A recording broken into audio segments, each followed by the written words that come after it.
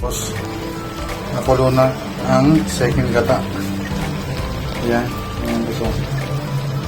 Yan. Mamaya konti, ilagdag na natin ang first gata. Okay, mga boss. Let's go! Mga boss, lagay na natin yung first gata. Yan. Lagay na lang natin. Yan.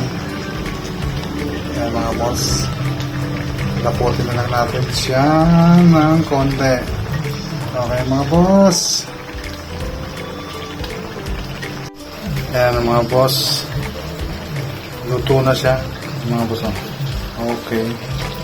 Yan. Yan yung ginisa natin kanina. Ganito lang natin yung ipon na maliliit. Yung tuyo. Yung ipon. Yan ang mga boss. Finish na. Okay mga boss. Gagawin natin mga boss.